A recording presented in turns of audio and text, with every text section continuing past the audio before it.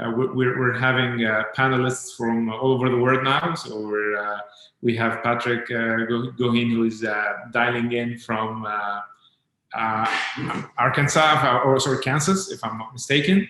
I'm in Cairo. Dina El-Shenoufy is in Cairo. Adwa, I believe you're in Cairo as well. And Toam, you're in the Netherlands. Oh, Riyadh, okay. But it's close enough. It's close enough. It's the same region. So we have 3 continents. So that's one of the perks of technology these days. And I believe the topic that we'll be discussing is very interesting, and I believe it's very interesting for startups who are actually trying to scale up and invading new markets.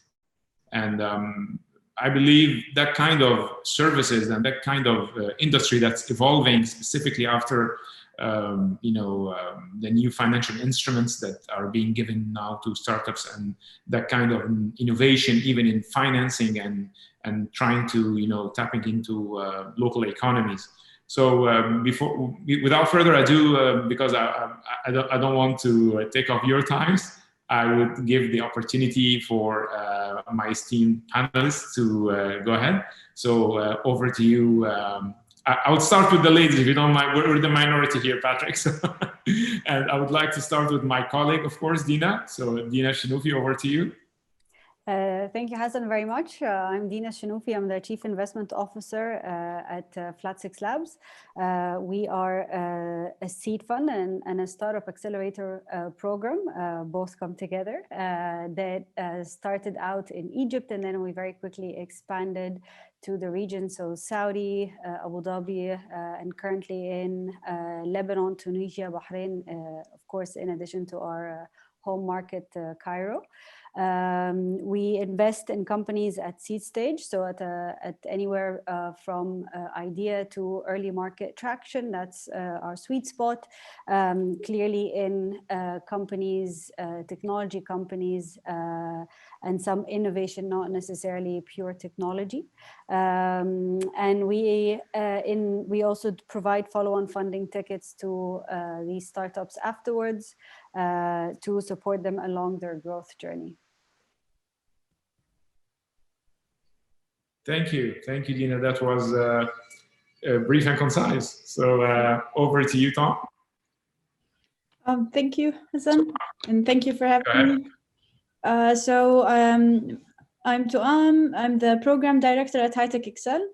Let me maybe give you a brief overview about HighTechXL. In 2018, we moved from startup acceleration into deep tech venture building.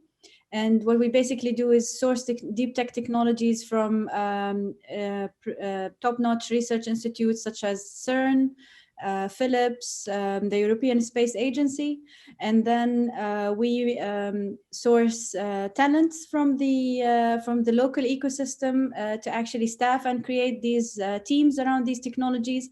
And then the teams go through a 9-month program broken down into 3 phases, and each phase is focused on something different. The first phase, they validate the problem, solution, market. And then the second phase, they move into developing the technology, getting in touch with customers, striking early deals. And then the last phase is more towards securing funding and nailing pilot deals with customers. And then these talents come from different backgrounds, and they have different expertise and, of course, different legal statuses. And I'm going to talk more into that when it comes to my specific question that you guys shared with me. Great. Thank you so much. Adwa? Yes. First of all, it's an absolute pleasure and honor to be here with such esteemed, mashallah, and very accomplished panelists. So thank you for the kind consideration and for the invitation as well. My name is Adwa Dakheel. I'm the founder and CEO of Falak Investment Hub. Under Falak, we have 4 basic business units. One of them is Falak Business Hub, which has landing programs for overall MENA-wide startups along with international startups, because we believe entrepreneurship in startups and VC should not have a geography. It should be as scalable as the globe allows us. Number 2, we have Falak's investment-backed acceleration programs. Last year, we did the first ever angel investment-backed acceleration program where we invested a total of 5 million riyals into 7 tech companies, sector agnostic. I'll just throw in a few numbers to just show you the amount of untapped potentials that we have in the region and in Saudi as well. Our 7 startups, when they first started, they have a total GMV of less than 100 million riyals. Upon graduation, alhamdulillah, and thank God for that, the total GMV for our 7 startups in batch 1 exceeds 800 million riyals today. At this current time being, we are accepting batch 2 of our acceleration program with 10 tech companies, and we actually have more than 4 companies from Cairo as well. And aside from that, this is the second business function. Third is Falak's Angel Group, which again is we welcome every angel investor, and we educate angel investors as well towards investing in the region to create jobs, as my colleague here, Patrick, has mentioned. As behind the screen, you can also see angel investors fuel jobs. Fourth and foremost is an upcoming business unit, which is Falak's Fund. Falak's Fund, as my colleague Dina, we have this in similarity as well. We focus on growth stage funding to double down and to follow on our successful batches after they graduate. And this is Falak. That's a great introduction. Thank you so much. Thank you. And last but definitely not least, over to you, Patrick. Well, Hassan, it's my honor and privilege for being here today, and I really have to congratulate you and the organizers in that, other than you as the moderator, I'm the only male on the panel. So I think that's absolutely terrific, and glad to be here. So my name is Pat Gouhin, and I am with the Angel Capital Association, which is a professional society that is headquartered in the US in Kansas City. However, we are expanding and have international aspirations. So up until this point, we have been built around about 250 different angel groups. Most of those are in the US, but we do have some in Canada and Mexico. And then we have 14,000 accredited investors that belong to those groups. And so ACA itself does not invest, but we really are the caretaker of the community of angel investing. And of course, that knows no geographic boundaries. So what we really hope to do is to advance the arts and sciences of all that is angel investing with all of our partners all over the world. And so I'm excited about this conversation and collaboratively working with all of you in the future. Thank you so much, Patrick. And I think we'll be needing some of these associations in the region here. That would be terrific, in order to cater for the networks that are being evolving in the region as well. Right. So in order to start with our topic tonight, so Dina, if you allow me to start with you as well, I'm a little biased.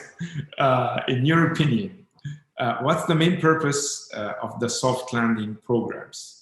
I mean, I'm, as a colleague at Flat6 Labs as well, it comes to no surprise for me that we're working functionally in 4 different countries. We're having international exposure. We're working with different entrepreneurs in different market sizes. And I'm sure that it has given you the opportunity to explore that kind of services and actually to see what the kind of need that comes around it. So over to you now. Thank you, Hassan. I think I would have to start by plagiarism and quoting Adwa, who just recently said, just now said that entrepreneurship is global by nature. And I think that's really, really very true from get-go. I mean, in its essence, whenever you make an investment, the idea behind every single investment you make is that you're thinking this could be the next 20 times multiple investment that I'll exit. And that's how you make every single investment.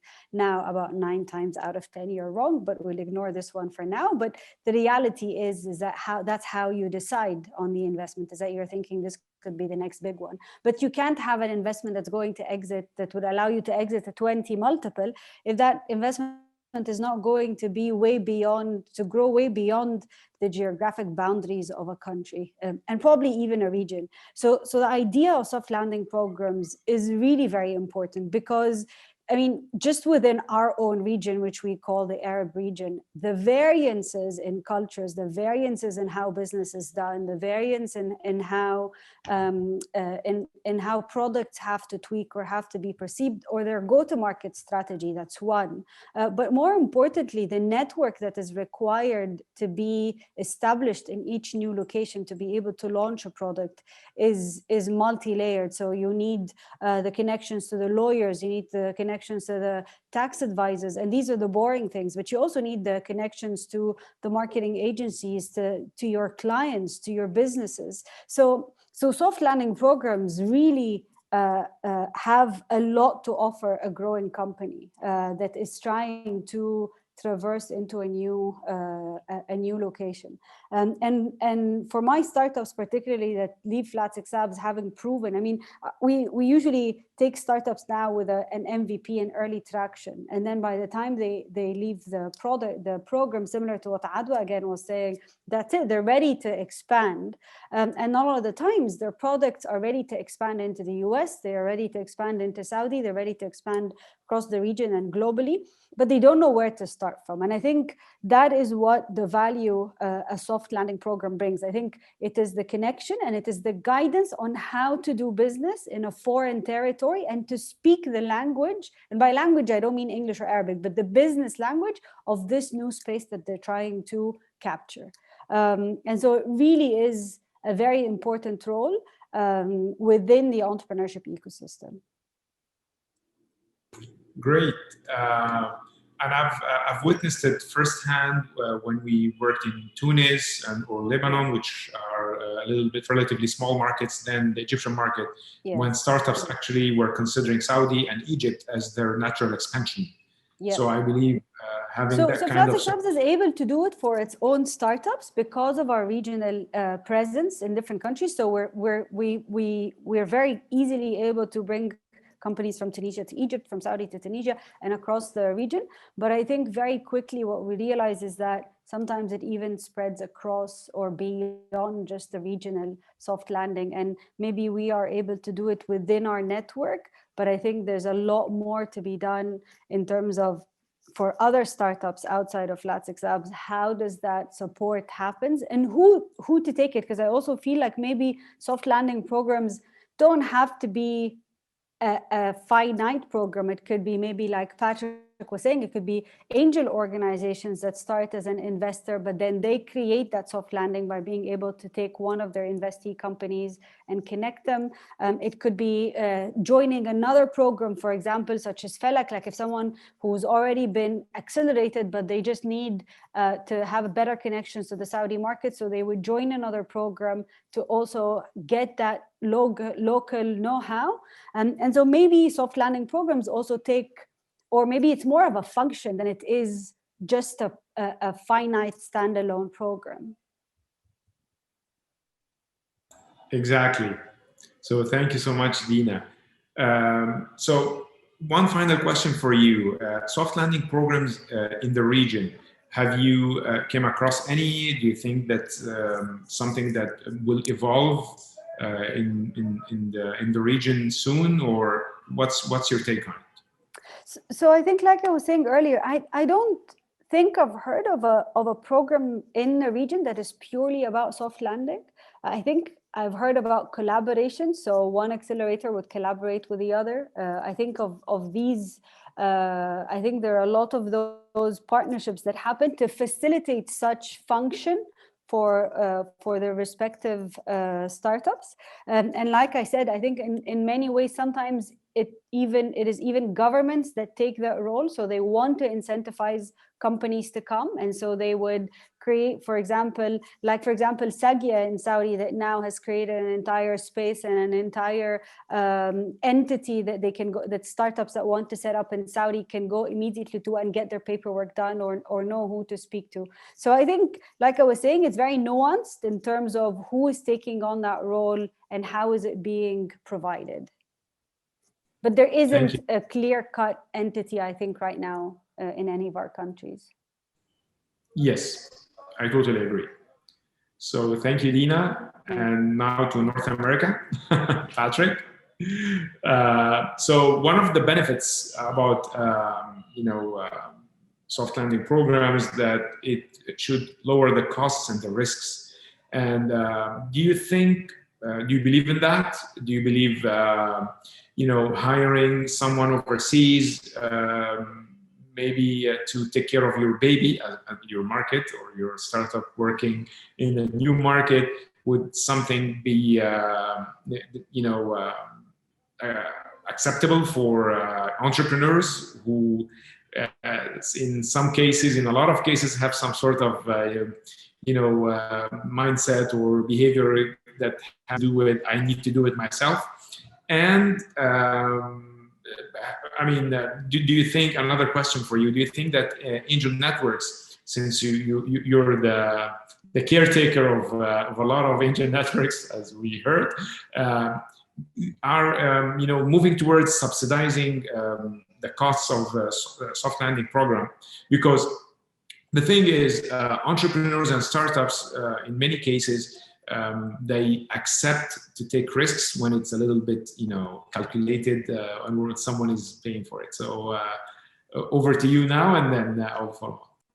Well, that's a lot of ground to cover. So let me start kind of with breaking that into two issues. The first is the costs and the risks, and what do I think about that? I think when done well, absolutely it can reduce the costs and the risks associated with this. But as Dina said, at the end of the day, it's about the network. And network is about people, and people are about relationships. So I think it really needs to be built upon this trust and credibility, and expanding your network with the right people for the right reasons. And so to prepare for this panel, I did a little research, and I came across one city in the US that I think has a very good model. And that happened to be the city of Denver in Colorado.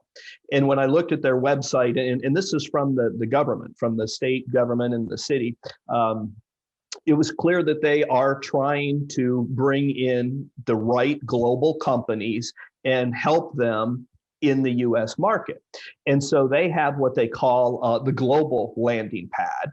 And what I noticed was that for 2020, they've got 15 companies that have been pre-approved and that are part of that program. And they offer, the traditional services and everything to them. But what fascinated me was that of those 20 companies, 6 of them were from one country. I thought that was a little odd. The 6th happened to be from Australia. So I dug a little deeper, went over to the Australian government site, and they have, of course, their own complementary program. And so what I found fascinating about that was this push and pull. On one hand, you've got Denver saying, come on, and you've got Australia saying, go. And it appears to work, very well. And so great partnership, symbiotic. They've got, 6 of their top-notch companies that are ready for market there with the support from the community. So I think that's a good example of how they're working together to benefit the entrepreneurs. It benefits both of their ecosystems, and no doubt the costs and the risks are lower with that.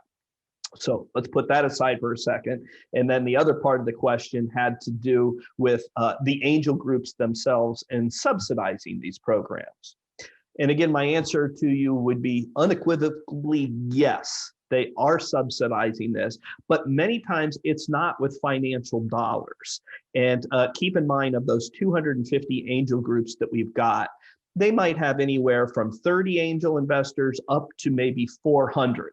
And so that's quite a big difference in the group, how they operate, the management that they have, whether it's paid professionals or volunteers, what kind of support infrastructure they have. In all cases, they run very lean on finances. The majority of the money, right, goes into the companies, into the investments to provide return for their investors. But some of them do have some level of discretionary funds. But we just recently did a back of the envelope calculation. And what we found is that today, with our 250 angel groups and about 14,000 different angels, we estimate that they are contributing 1 million hours a year into startups and providing mentoring, coaching, advice, working with the local community whether it be incubators, accelerators, the university, or whatever. And, this is the big reason why angels do what they do. It's to give back to those entrepreneurs. Many of them were entrepreneurs themselves, and to do it in their local community. So one of our newly launched goals is over the next 5 years to try and double that voluntary effort and see if we can put 2 million hours per year into that. And so when they are, again, working in harmony with whether it be the local government, the state government, or federal, which we do from an ACA perspective to make sure that proper tax incentives and credits are there, I think you can absolutely say that, yes, angels are providing a subsidized approach to how these landing pads are, making it a smaller world and helping with syndication and bringing everybody together. Hopefully I didn't take great. I mean, that's very positive. I mean, on both ends, actually. And I believe, the push and pull acronym, I would use that if you don't mind. And I think it's kind of should start with the governmental role at first. Well, they need to incentivize, as they're incentivizing exports, and sometimes they're incentivizing exports in technology, they should incentivizing exporting startups. And I think in the city of Austin is trying to reach an agreement with FlatSix as well in order to have some sort of a bridge between startups. But COVID, is putting a little bit of time lags on that. So Hassan, just to put it, if I could just put one exclamation point on there, with the city of Austin, our local angel group there is called CTAN, the Central Texas Angel Network, that is very intertwined into that ecosystem. And then I mentioned Denver. In Denver, we have the Rockies Venture Fund, and same thing. So they work hand in hand with the local governments there to benefit the entrepreneurial community. Yeah, thank you for the note. I mean, I totally agree on that, and they're very active, and I totally support the idea that that should be a prime mover, pushing the ecosystem towards it, and then I believe everything will fall into place, and then the need and supply would follow through. So Adwa, over to you now. So what do you think about the virtual office spaces that come as a part of the package when we're dealing with soft landing programs? Do you believe that virtual offices would replace actually having an office there? Do you think it's a good start? It's something positive to start with, and then maybe convert it into something different when the business is picking up. So over to you. Absolutely, Hassan. Thank you. Honestly speaking, I think this question, if you asked it prior to COVID, the answer would have been completely different, right? Because if anything, I think every single individual in this planet changed behavior dramatically because we were enforced to, and that expedited tremendously the digitization, the concept of virtual meetings, virtual offices, virtual company culture meetups. So whether this behavior change after COVID came towards the virtual office concept's advantage, I would say absolutely yes. However, there is one small and minimal caveat, especially if we put it in the context of the landing programs, right?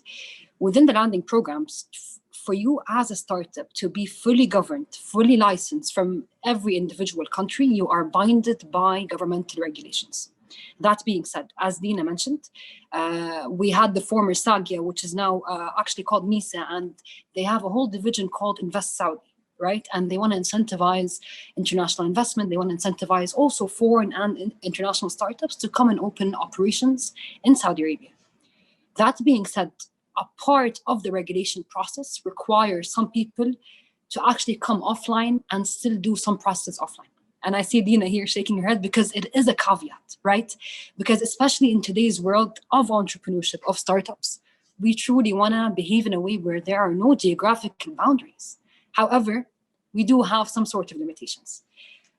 Putting that into context, we as Falak have noticed a full shift even within our acceleration programs, whereas this year we've actually managed to do all of our acceleration programs virtual, angel mentorship session virtual, investor VC calls for follow-on investments virtual. Aside from that, let's take a step back. Why did we want offline office spaces? Why did we want offline networking events? It's to meet people. As Patrick mentioned, meeting people is the essence of entrepreneurship, because at the end of the day, this is how you can open doors. Today, because of COVID and because of the restrictions that happened, everyone wanted to network, but no one knew how, right? What we experimented on as Falak, we were like, okay, how can we reverse the table? How can we use the lack of networking events to actually make the most out of relationships that we can actually make online without any face-to-face meetings? We put a list of all angel investors, of all startups that we want to communicate to, of all entities and partners that we want to engage with, and we reached out to everyone on social media. A margin of 90% of people answered, whereas prior to COVID, very few would have even replied and would have showed enthusiasm because everyone wanted to network. The concept of virtual offices today, after COVID, I think is absolutely the new normal, and not just that. It has some advantages and some disadvantages, and I'll just highlight the main disadvantage for companies, right? Because every company that wants a landing program needs to have a general manager or someone that speaks the basic language, as Dina mentioned as well, in that country. Therefore, you have to have a company culture. Having a company culture and incentivizing a company culture online in a virtual setting has more challenges than it has advantages. But I think it all falls down to the founders and the team to really find a way to make it work. I'll give you also a quick example of that.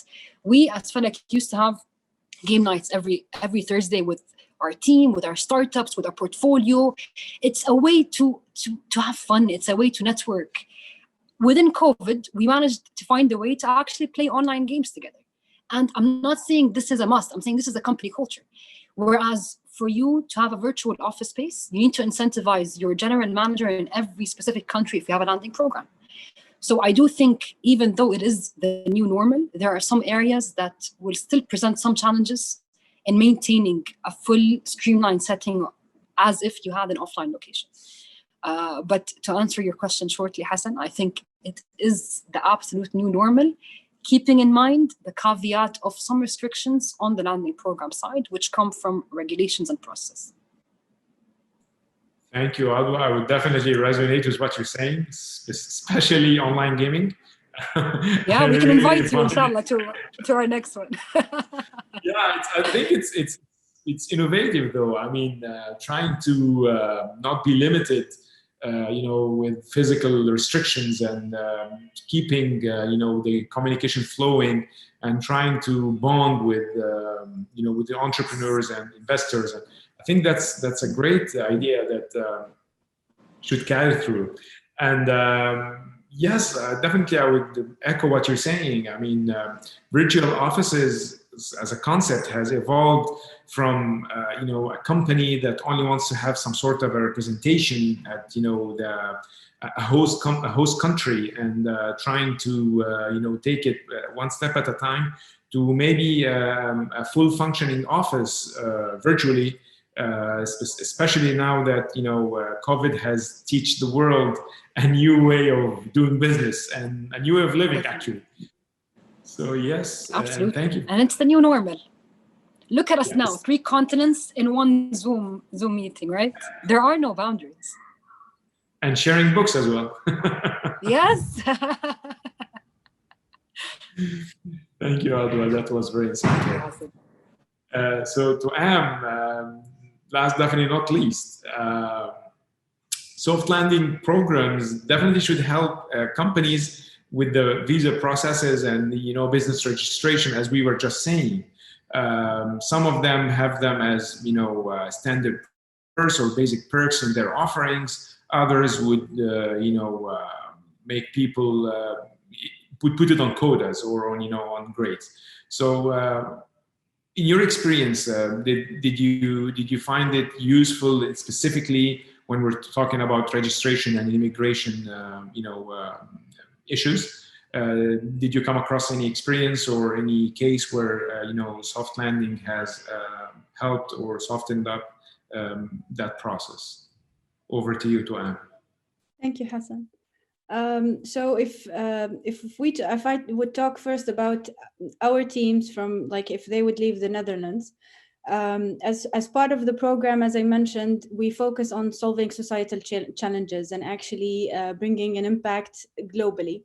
And within the program, we urge the teams, when they look about their value proposition and they're actually the market that where they will be operating, to think about also their global expansion plan and where actually would be the next market for them to launch into, and actually start from the beginning to think about that beforehand and see what are the steps that need to be taken, because branching out sometimes would actually need the startup to start acting fast almost from the beginning, and actually plan ahead for the moment that they would actually land in a different market. So that's one thing that we would like them to be prepared from the beginning and have that in mind, that what is the most relevant region for them to bring an impact, and actually plan ahead for that. We also work with partners. For example, we have Xnode in China, because as Dina and Adwa mentioned, there is a different language that's associated with every region. And that's why sometimes it's really important to have a partner from within that understands and also has the network and the knowledge to actually ease the introduction of the startup into that market and help them out with all the regulations and setups and so on. And for that, we also have other experts from the US and other markets as well.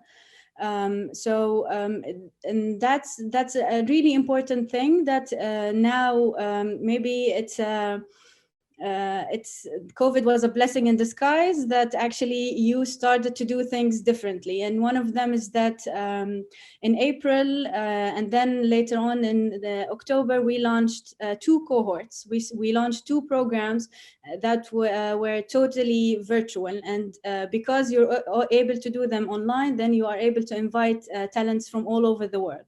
And we had people joining from Asia, Australia, Europe, the Americas, so and also Africa. And that's a different way of actually introducing the knowledge of these markets and countries and business languages, that you actually have experts from within the economy, and you have team members, you have also investors that decided to actually launch a startup. So you bring all these kind of expertise, and they actually become part of the startups, part of the teams, whether they decide to be co-founders, extended team members, or even mentors. But then with COVID, we were able to actually introduce one more closer layer to the teams, that they actually can benefit from the knowledge that these experts have. Now, if we come to talk about individuals who would like to join the startups in the Netherlands and be part of it, whether they are already here or they would like to join from abroad, in HighTechXL, we operate as part of a strong ecosystem. And then with that ecosystem, you leverage the knowledge from different parties. And as Dina mentioned, some countries actually think of startups as a really important player, and the Netherlands is one of them. So they think that startups play a really important role in supporting the economy going forward and in the future. And that's why they have really a strong ecosystem where you bring together all the legal expertise, the foreign the knowledge about the foreigners and what the foreigners need to know, and it all comes together. That we even have now here a program, startup visa, that you can, for startups, if you can show that you are part of a startup, if you can show that you have a certain investment, that you are able to sustain the startups and actually start activities, then you can easily apply for that, and everything is set for you to go as part of this ecosystem, where you will have different players to support you in the business setup, in the terms of how you set up your business, advising you on the taxation system, what what's the legal structure that you need to set up, and also in terms of visa and team, and even giving advice in terms of how do you set up your equity, advising you on which investors to engage with, for example, that are relevant to what you are doing. And so it's really important that we know that startups have a lot of challenges that they need to solve. And it's really important to give them as much support as possible, and so that you can always take care of the back end of operations and setting up the business and so on, so that the team can actually focus on bringing their technology, bringing their team and their product to the market. Thank you, Toam, and that's really interesting. I think that kind of legal support is really in need, actually, for a lot of startups, and a lot of programs I'm trying to cater for that. I mean, my program is one of them, but yes, definitely, and specifically in immigration and visa or setup issues, it's a huge need, specifically for startups who are in their early steps. I think it's a great discussion and a great conversation going on, but unfortunately, due to time, we will only have almost a minute. So I would allow 15 seconds, if you don't mind, for final comments for each one of the panelists. So starting with you, Dina, to, as round two. Thank you, Hassan. It's really been so much fun to hear about the efforts everyone's doing differently. I think it's funny, but we'll realize that we'll probably all have very different mandates. But end of the day, it's always in our best interest to try and develop ecosystems, because that's part of how we all succeed. I think particularly at the earlier stages of investments, unlike Series A and Series B, which get it all fixed and all ready, the earlier stages investors are always burdened with the task of trying to make it work, trying to catalyze ecosystems, trying to reach out and create partnerships. And I think, like I said, that tends to land a hand very, very strongly towards creating these soft landing programs for other entrepreneurs that they can benefit from, or for their own entrepreneurs. Thank you. Patrick, over to you. Final comments? I would just say that I think if you look at the world over the past 50 years, there have been multiple sea change events that have made it a smaller world, and for the better. I think that benefits humanity. And as I think all of the panelists pointed out, perhaps one of the unintended consequences or side effects from the pandemic is that this is another one of those sea change events that can make the world a smaller place. The collaboration on the virtuality of everything, I think we need to make sure that when we get to that new normal, that we don't forget all the good that came from it, and we use that to drive the networks, the relationships, and all the positive outcomes that we now see, that maybe we didn't really see that potential before, but it's definitely real and it's there. Thank you, totally agree. Adwa, over to you for final comments, please. I would like to retweet everything that Dina and Patrick mentioned, even you, Toam. I'd just like to say one thing. I think partnerships are the way to go. Whether they were angel groups, whether they were acceleration programs, whether they were even startups. For us to really practice what we are preaching, we need to partner up together to really make this an ecosystem with no geographical boundaries. And I welcome any of you, whether you, Patrick, Toam, Dina, we are more than welcome to explore any kind of partnerships to benefit the startup, which is our end customer end of the day. And thank you again for inviting me to this incredible panel. Thank you, Adwa. That was well said. Last but definitely not least, Toam, for final comments, please. Over to you.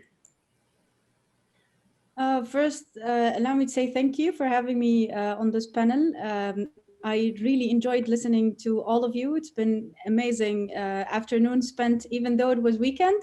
I was really excited to do it, and it was totally fun and amazing, and really food for thought, as you would say. I would love to carry on more conversations with all of you to discuss further and see how we can cooperate. It's really important to be able to create this kind of ecosystem for startups and be able to get in touch and see what we can do together to strengthen the ecosystem for startups globally, not only in single country or regionally. And I would definitely say I can't wait for everything to go back to normal and I can actually see you physically and have these kind of discussions face to face. Thank you, Toam. Likewise. And finally, on behalf of all the audience, I would like to thank all my esteemed panelists, Dina El-Shenoufy, CIO FlatSixLabs, Patrick Gouhin from Angel Capital Association, Adwa Dakheel from Falak Investments, and finally Toam Jaber from, HighTechXL. And with that, we have reached the end of our discussion.